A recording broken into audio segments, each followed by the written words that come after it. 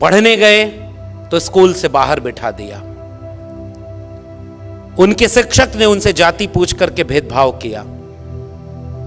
बाल मन के बाबा साहब घर लौटे, मां से पूछा कि ये क्यों हमें पढ़ने का अधिकार नहीं।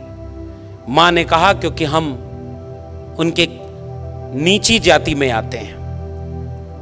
बच्चे ने पूछा कि ये कहां लिखा, कैसे पता कि हम किस जाति में आते हैं। मां ने कहा किसी किताब में लिखा है कि हम सब छोटी जाति, नीची जाति से आते हैं। और बच्चे ने कहा कि मां किताब में तो गलत भी लिखा हो सकता है, मुझे मौका मिलेगा तो मैं उस किताब को बदल दूंगा और ऐसी किताब लिखूंगा जिसमें इंसान इंसान बराबर होंगे, कोई छोटा या बड़ा नहीं होगा। और उस किताब का नाम है भारत का संविधान। इसलिए हम अपने पुरखे को याद करते हैं, इसलिए हम उन्हें याद करते हैं कि जिसे पढ़ने से बाहर बिठाया उसने 32 डिग्रियां हासिल कर ली, विदेश में पढ़ाई की, 4-4 पीएचडी की डिग्री। अभी हमारे संबोधन में, हमारे परिचय में आदरणीय जो बोल रहे थे कि मेरे नाम के आगे डॉक्टर पहले लगा हुआ है, तो जब मेरे नाम के पहले डॉक्टर लगा सर, तो गांव में गया तो लोग अपना सर दर्द का इलाज की दवा पूछने लगे थे। तो हमने कहा देखो भाई, इस शारीरिक बीमारी के इलाज की दवा का डॉक्टर तो दूसरा है, हम तो समाज की बीमारी की इलाज की दवा करने के लिए काम कर रहे हैं। इसलिए हम डॉक्टर इन फिलॉसफी हैं, हम समाज के बीमारी को ठीक करने की कोशिश करते हैं। इसलिए हमारा प्रोफेशन भी शिक्षक का है। इसलिए मैं कोट करना चाहता हूं, हमारे पुरखे को पढ़ने का मौका नहीं दिया, फिर भी उसने कलम नहीं छोड़ी। 32 डिग्रियां, 4-4 पीएचडी की डिग्री, और एक भी डिग्री फेक डिग्री नहीं थी। इशारे में समझ जाइए, सारी डिग्री ओरिजिनल थी। ये नहीं था कि कोई डिग्री मांगी तो ओरिजिनल डिग्रियां।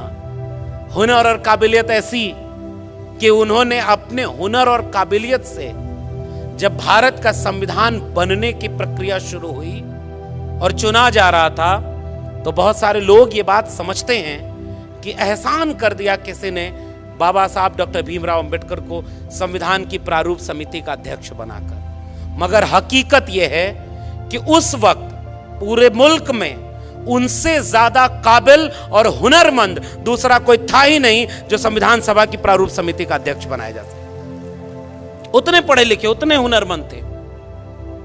मैं गया हूं उस जगह, गुजरात के सयाजी बाग बड़ोदरा में, पुराने लोग जानते होंगे। बाबा साहब लौट कर आए तो नौकरी करने गए, और नौकरी भी ऑफिसर रैंक के थे, पढ़कर आए थे। अपनी काबिलियत से वो नौकरी जिसका वादा था वो करने गए, चपरासी फाइल फेंक कर दिया करता था, पीने का पानी अलग, और अपमान इतना, जलालत इतनी, रहने का घर नहीं दिया जाति देखकर।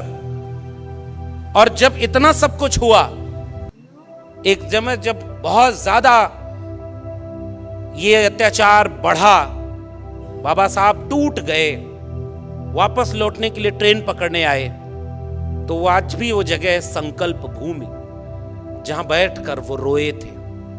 मैं गया हूं उस जगह पर। बाबा साहब अंबेडकर का इतना अपमान, अगर वो देश छोड़कर भागने वाले होते तो इतनी डिग्रियां थी, विदेश में किसी भी देश में जाते, क्लास 1 की नौकरी होती, कोई जाति पूछकर भेदभाव नहीं करता, शान से जिंदगी जीते कि ये मुल्क रहने लायक नहीं है। इतना पढ़ लिख कर आए, तब भी ये जातिवाद करते हैं, वो देश छोड़कर चले गए होते। मगर हमारे पुरखों का इतिहास ये है, वो भागने वाले नहीं, वो बदलने वाले थे।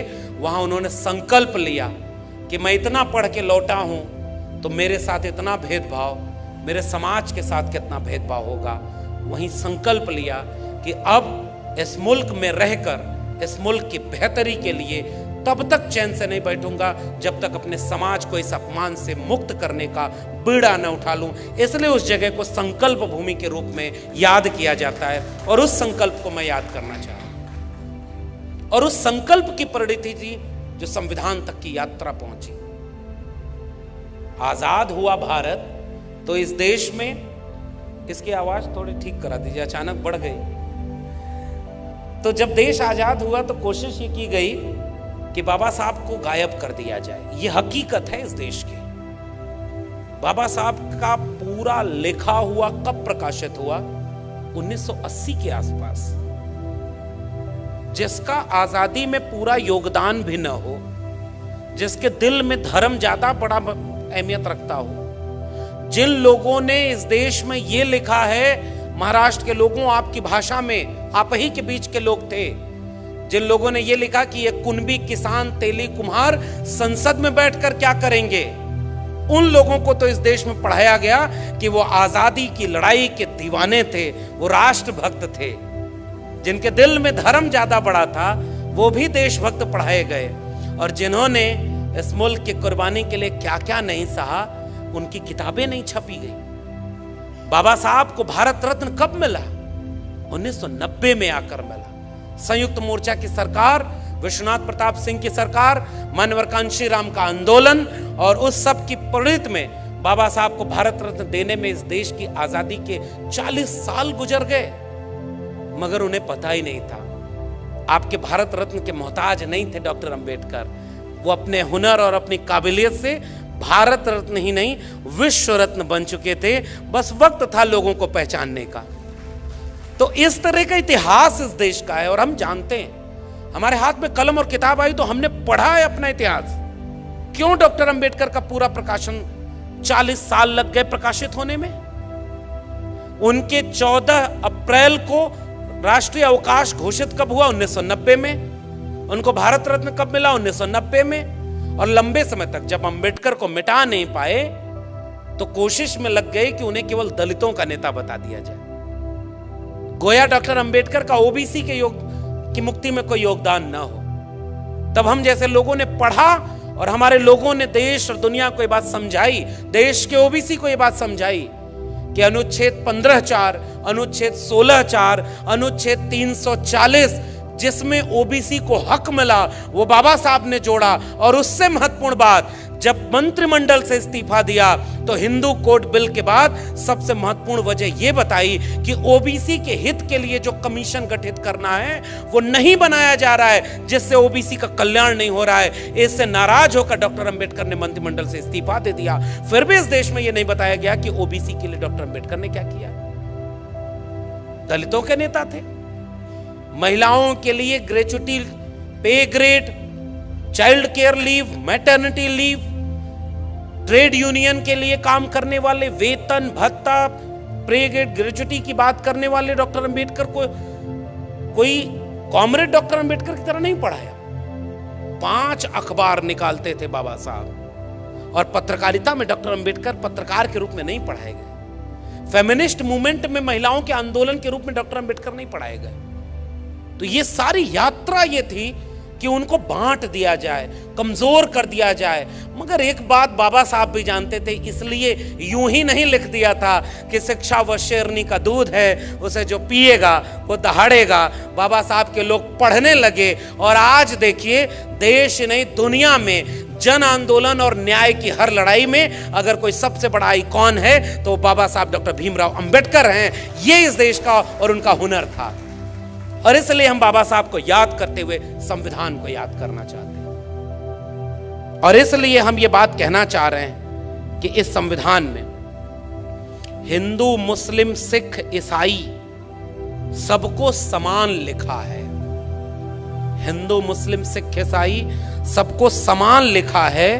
मिटाकर जाति पाति भेदभाव बाबा साहब ने संविधान लिखा है। सब मिटाकर, फर्क मिटाकर, गैर बराबरी मिटाकर। और एक बात और नागपुर से पूरे देश को सुनना और समझना चाहिए। हमारा अगर कोई 100 रुपया चुरा ले, हमारे पिता का अगर अपमान कर दे,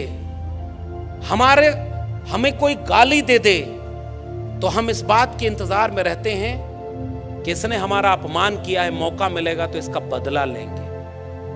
और बाबा साहब की कलम को मौका मिला था कि हजारों साल से जिनके पुरखों का अपमान किया गया, इंसान ही नहीं समझा गया, बाबा साहब के पास कलम में वो मौका था कि तुमने 2000 साल तक हमको अछूत बनाया, अब कम से कम 200 साल तक तुम्हें हम अछूत बनाएंगे, क्योंकि हमारे हाथ में कलम है।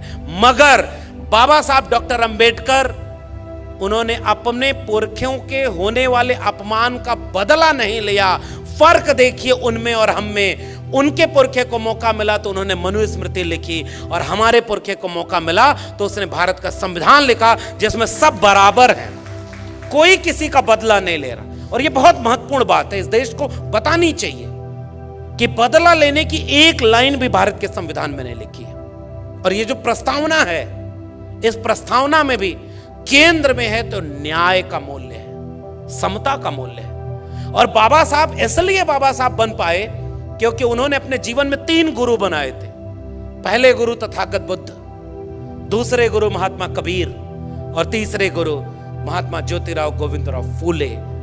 और मैं आज कभी खड़ा होता हूं आज के वक्त में, तो मुझे लगता है कई बार सबको याद करने की बजाय अगर हम अंबेडकर को अपना गुरु बना लें तो हम अपने आप उस पूरी विरासत से जुड़ जाएंगे जिससे डॉक्टर अंबेडकर जुड़े हुए थे। इसलिए हमारा भी कोई राजनीतिक सामाजिक गुरु है तो बाबा साहब डॉक्टर भीमराव अंबेडकर जैसे हैं। तथागत बुद्ध को से मिले नहीं थे डॉक्टर अंबेडकर।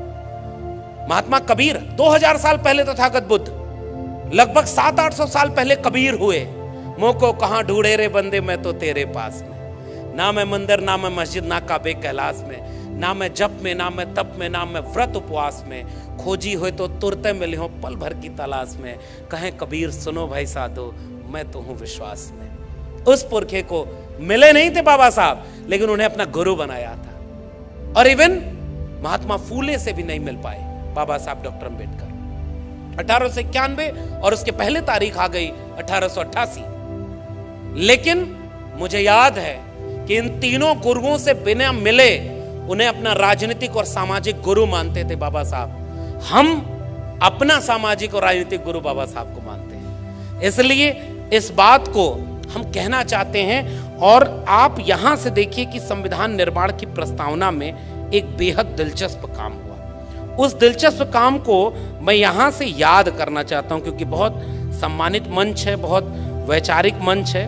मैं 2-3 नाम पढ़ रहा हूं। संविधान बनने की प्रक्रिया शुरू हुई है। देखिए, संविधान की प्रस्तावना की शुरुआत कहां से की जाए, पहला शब्द क्या हो, इसको लेकर डिबेट शुरू हुई है संविधान सभा में। एक शख्स हैं जिसका नाम है HV कामत।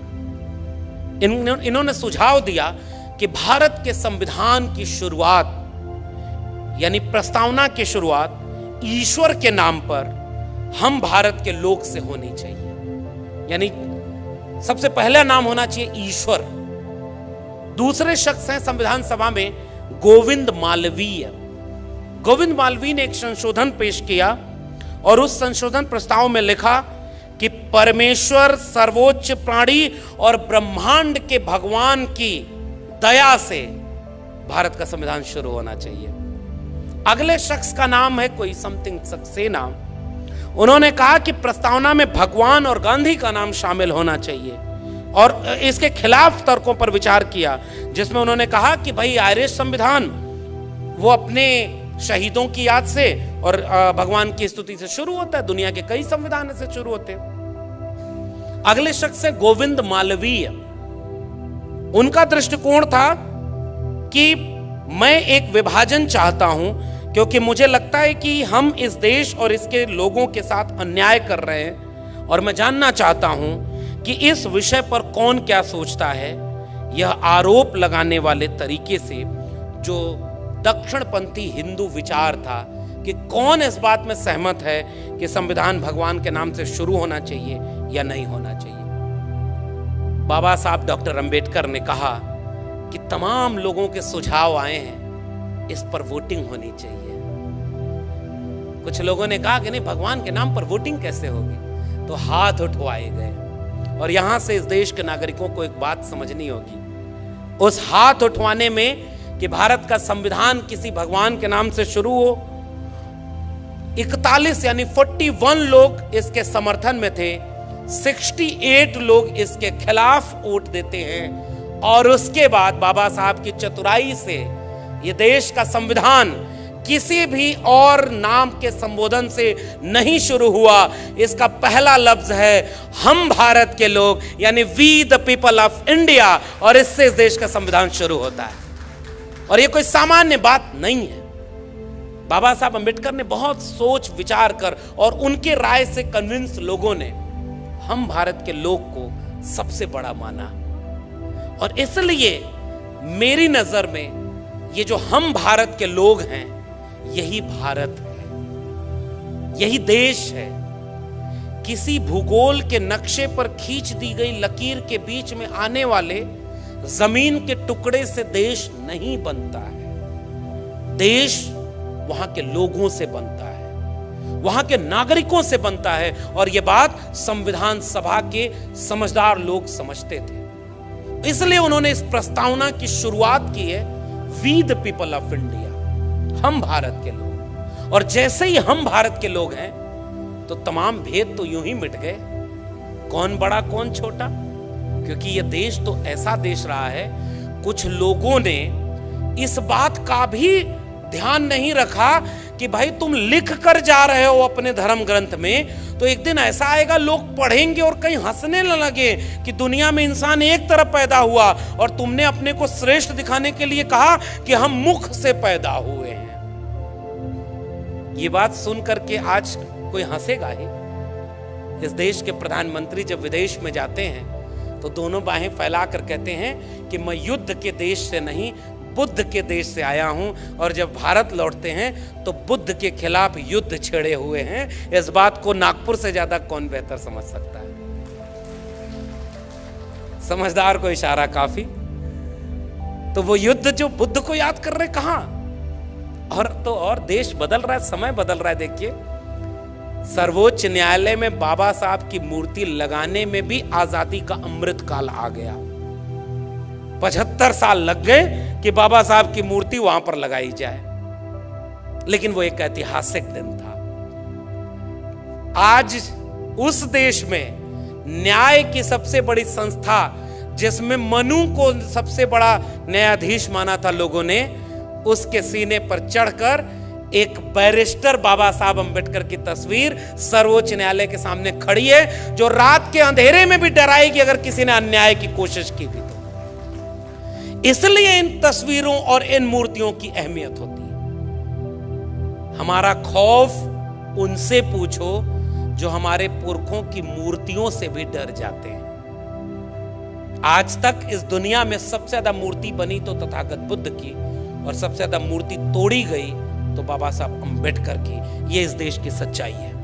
और इसलिए हम we the people of India पर बात करने आए। उन्होंने क्या कुछ नहीं सहा था, फिर भी आप देखिए कि सबकी मुक्ति और आजादी की लड़ाई की, आजादी के लिए इस संविधान में सब कुछ लिख दिया।